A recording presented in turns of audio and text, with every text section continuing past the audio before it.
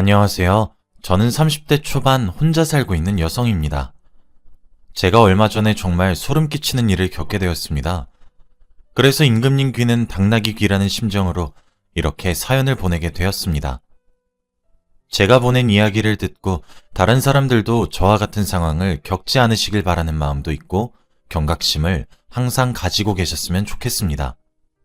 제게는 3년 정도 만난 남자친구가 있었습니다. 지금은 헤어졌으나 편의상 남자친구로 쓰겠습니다. 저희는 둘 다 공통적으로 알고 있는 지인의 생일 축하를 하는 파티에 갔다가 서로 알게 되었고 남자친구가 먼저 제게 호감을 표현하며 다가왔어요. 저도 그런 뭔가 사랑에 대해 적극적이고 노력하는 생각들이 마음에 들어 호감을 느끼게 되었고 저희는 그렇게 자연스럽게 연인 사이로 발전을 하게 되었습니다. 실제로 저희들은 사이가 무척이나 좋았습니다. 남들은 사소한 걸로도 많이 싸운다고 하던데 저희는 그런 것들이 전혀 없었어요. 둘 다 입맛도 비슷한 게 한식이나 구수한 것들을 좋아하고 느끼한 것을 싫어했으며 취미도 활동적인 걸로 함께 나눌 수 있었거든요. 하다못해 영화도 둘 다 액션이 나오는 역동적인 영화를 좋아했어요. 정말 천생연분이란 생각이 절로 들 정도였고 운명의 만남이라도 이룬 듯한 착각이 들었죠. 웃음이 나오는 포인트도, 눈물이 흐르는 감동적인 포인트도, 슬플 때, 화가 날 때, 기타 등등 감정적인 부분도 너무 잘 맞았고 취향, 성격, 사상, 가치관 등등 뭐 하나 나무랄 것이 없었습니다. 남자친구는 또 평등을 외치는 편이라서 제가 요리를 하면 설거지를 하는 식으로 뭐 하나 저 힘들게 하거나 그러는 행동들도 안 하고 정말 저만 위해주고 저만 바라봐주는 그런 남자였습니다. 사실 저는 비혼주의이자 비출산주의였습니다. 저는 결혼을 해서 누군가의 아내, 누군가의 엄마로서의 삶을 살고 싶지 않았고 오로지 한 사회를 살아가는 여성으로서 살아가고 싶은 마음이 강했거든요. 그렇다 보니 당연히 여자 몸 하나 버려가면서 아이를 낳아 기르는 것도 저는 별로 좋게 보이지 않았고 자연스럽게 출산도 하지 않아야 되겠다는 생각을 가지게 되었습니다. 저는 임신과 출산이 분명 새로운 생명의 탄생을 축하해야 하는 일은 맞다고 생각하고 당연히 받아야 할 축하라고 생각은 하고 있지만 그것조차 한 여자의 희생으로 태어나는 것이라면 여자가 희생을 감수하고 받아들이겠다고 결정했을 때 태어나야 한다고 생각하거든요. 그런데 제 남자친구는 저의 이런 생각을 정말 지지해 주었습니다. 사실 이렇게 결혼도 출산도 아이도 모두 원하지 않는다고 말을 하면 보통 사람들은 대체 왜 그러냐고 물어보기도 하고 이해가 전혀 되지 않는다는 눈빛을 보내며 관계를 정리하거나 그러거든요. 그리고 제가 가정을 책임질 생각이 없다 보니까 그런 생각도 존중은 하는 편입니다. 그래서 깔끔하게 헤어지기도 하는 거고요. 그런데 남자친구는 제가 만나온 사람들과는 다르게 절 있는 그대로 사랑해주고 저의 모든 생각과 사상, 그리고 가치관들을 존중해 주더라고요. 정말 이렇게 생각이 잘 통하는 사람이 있단 것에 너무 신기하면서 감사한 마음이 들었고, 이 남자와는 정말 결혼을 하고 이 남자를 닮은 아이를 볼 수 있다면 내가 희생을 감수할 수 있다는 생각이 마구마구 들기 시작했죠.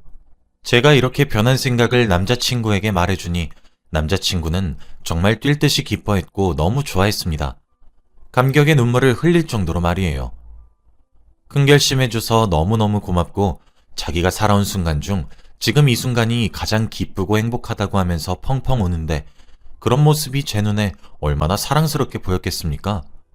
저희 집에서도 경사라고 팔 벌려 환영했죠. 결혼도 하지 않고 혼자 살겠다고 아이는 기대도 하지 말라고 못을 탕탕 박은 딸내미가 뒤늦게라도 결혼해서 아이도 낳고 알콩달콩 살겠다고 하니까 부모님이 얼마나 기뻐하셨겠습니까? 당연히 양가에서 저희가 결혼을 하겠다고 선언을 하자마자 빨리 보내야 되겠다고 결혼 준비를 서두르셨습니다. 상견례는 물론이고 예식장과 스튜디오와 드레스 컨택 등등 모든 것이 일사천리로 진행이 되었어요. 저도 그런 부모님의 신난 모습을 보고 있으니 저도 괜시리 죄송스러운 마음이 들더라고요. 부모님이 이렇게 좋아하시는 모습을 본 것이 처음이라서 죄송스럽기도 했고 뒤늦게 효도하고 있다는 생각이 들어서 뿌듯하기도 했고 뭐 그랬네요. 그렇게 드레스를 맞추고 스냅 사진을 찍었습니다. 저희는 청첩장을 좀 늦게 준비해서 이제 청첩장만 나오면 되어서 그걸 기다리고 있는 상황이었습니다. 이미 저희는 오래 만나기도 했고 그래서 살림도 먼저 합쳤죠. 원래 혼자 지내고 있었던 제가 지내고 있던 작은 아파트에서 살기로 했고 양가의 경제적 지원은 받지 않기로 했어요.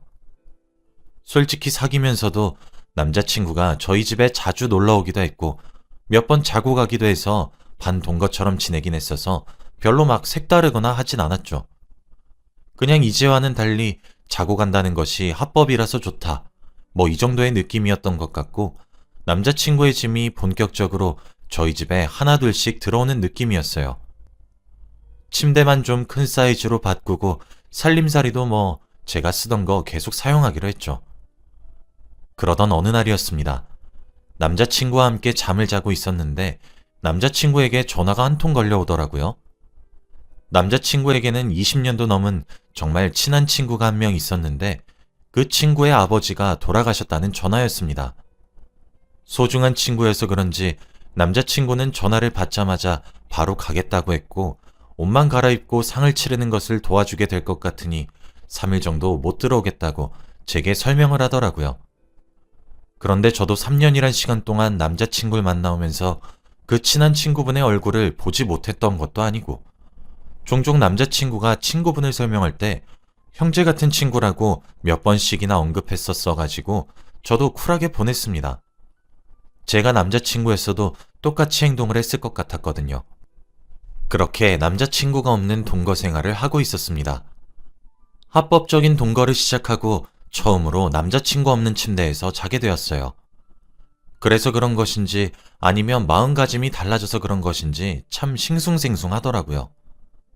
뒤척이다 겨우겨우 잠에 들었는데 갑자기 제게 전화가 걸려오더라고요. 전화 발신인을 보니 저희 부서 팀장님이셨습니다. 제가 다니고 있는 회사는 해외를 대상으로 사업을 하는 회사입니다. 그래서 시차 같은 것들에 의해 종종 자고 있는 새벽에 전화가 오기도 하거든요. 상대 클라이언트 시차에 저희가 맞추고 있어서요. 보통 그렇게 자고 있을 때 연락이 오는 일은 드물어요. 그래서 그런지 만약 그런 연락이 오면 보통 일이 아니란 소리입니다. 당연히 시겁한 채로 일어나서 전화를 받았고 아니나 다를까 제가 보낸 파일에 오류가 생겨 새롭게 보내드려야 되더군요. 그런데 제가 마침 그날따라 회사에 제 태블릿 PC랑 노트북 둘 다 두고 왔더군요. 그래도 저는 항상 제가 만든 모든 파일들을 언제든 사용할 수 있게 항상 인터넷 클라우드에 백업을 시켜놓기 때문에 다행히 노트북만 있으면 가능한 상태였습니다. 어쩔 수 없이 남자친구의 노트북을 열었어요. 그렇게 급하게 일을 처리하고 난 뒤 노트북을 덮으려고 하는 바로 그 순간이었어요. 어차피 심장이 떨어진 것은 아닐까 싶을 정도로 무척이나 놀랐기 때문에 잠도 달아난 상태였거든요. 그래서 이왕 남자친구도 없겠다, 노트북에 이상한 거라도 있나 싶어서 반장난식의 마음으로 노트북 여기저기를 눌러봤습니다. 그런데 저도 컴퓨터를 다루는 것에 좀 능숙한 사람이거든요. 어쩌다 바탕화면을 크게 드래그를 하게 되었는데 한 폴더를 투명하게 만들어 놨더라고요.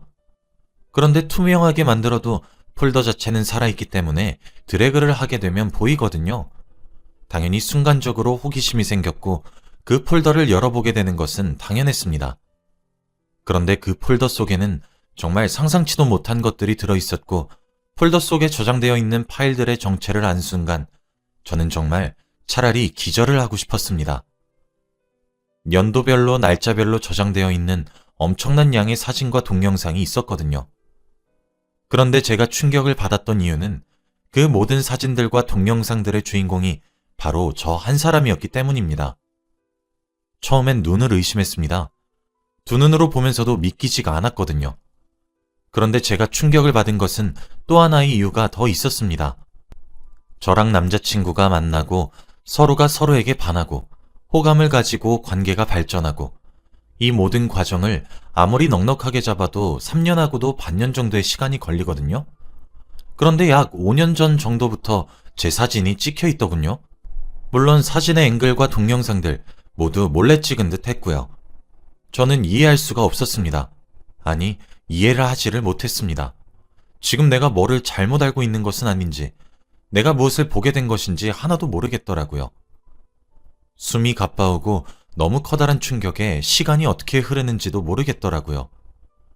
심지어는 연별로, 월별로 저장된 파일들 중에서 가장 최근 파일을 열어보니 불과 일주일 전에 업데이트가 된 영상이 하나 있었습니다.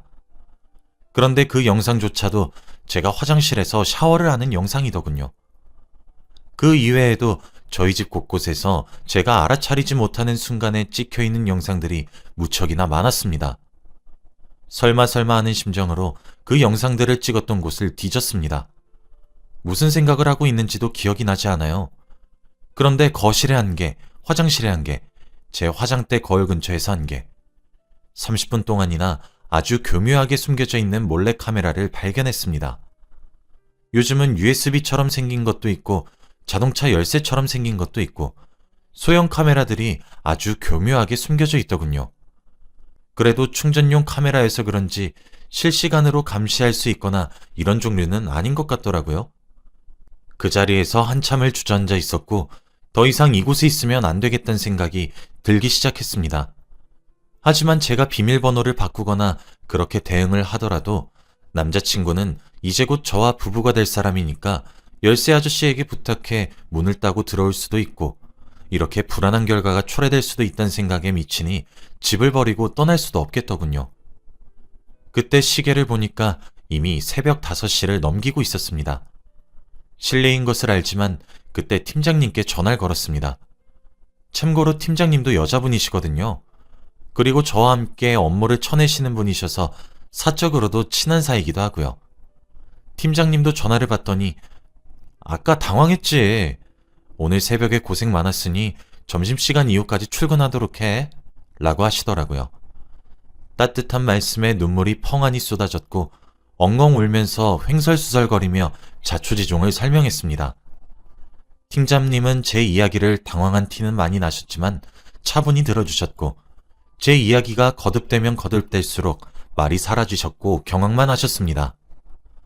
저는 지금 가족들에게 알릴 것이고 경찰에도 신고할 것인데 그렇게 해결을 하고 사건을 접수하고 그러기 위해선 3일 정도만 다급하게 휴가를 신청해야 할 것 같은데 허락해달라고 회사에 말 좀 잘해달라고 울면서 부탁을 드렸고 팀장님은 개인적인 사유로 휴가 처리를 해놓을 테니 회사 걱정하지 말고 정신도 놓지 말고 정신 똑바로 차리고 일 처리를 하라고 신신당부를 하셨습니다.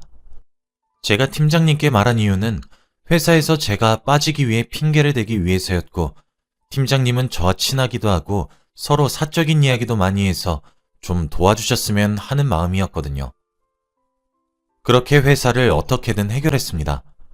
그때 시간을 보니까 새벽 6시 반이더군요. 저는 남동생에게 전화를 걸었어요. 남동생은 누나 하면 껌뻑 죽습니다. 저와 나이 차이는 별로 나지 않는데 제가 워낙 어렸던 시절부터 우쭈쭈 해주고 업어 키우다시피 했었거든요. 어머니와 아버지가 일이 너무 바쁘셨기 때문에 제가 항상 밥도 해먹이고 그래서 제가 두 번째 엄마라고 봐도 될 정도로 동생을 잘 돌봤거든요. 그래서 그런지 동생도 저를 너무 잘 따르고 누나 말 한마디면 끔뻑 죽는 신용도 할 정도로 우리 남매 사이는 우애가 아주 좋습니다. 그런데 아침 대바람부터 결혼 앞둔 누나가 엉엉 울면서 대성통곡을 하면서 전화를 자신한테 거니 제 동생도 얼마나 놀랐겠습니까? 당장 제가 지내고 있는 곳으로 온다고 했고 동생을 기다렸어요. 차마 부모님께는 수치스러워서 알리질 못하겠더군요. 동생은 그날 아침 다급하게 회사에 월차를 내고 저희 집에 아침 대바람부터 들이닥쳤습니다. 일단 제가 엉엉 울고 있으니 저를 우선적으로 달랬어요. 그래도 든든한 동생과 함께 있으니 저도 심신이 좀 안정적으로 변하기 시작하더군요. 그렇게 동생에게 남자친구의 노트북을 보게 된 이야기, 그리고 그 안에 무엇이 있었는지에 대한 이야기 등을 했습니다. 동생도 경악에 찬 눈길로 제가 찍힌 영상과 사진을 일일이 보진 않았지만 대충 어느 정도의 수위인진 작은 사이즈로 봤고 그 후 경악을 하더라고요. 동생은 저에게 누나, 정신 똑바로 차려야 돼. 누나가 지금 제일 정신 차려야 돼. 내가 옆에 있잖아. 그러니까 괜찮아. 다 괜찮아질 거야. 그러니 누나, 정신 똑바로 차려. 알았지? 경찰에 신고하자. 엄마한테도 알리고.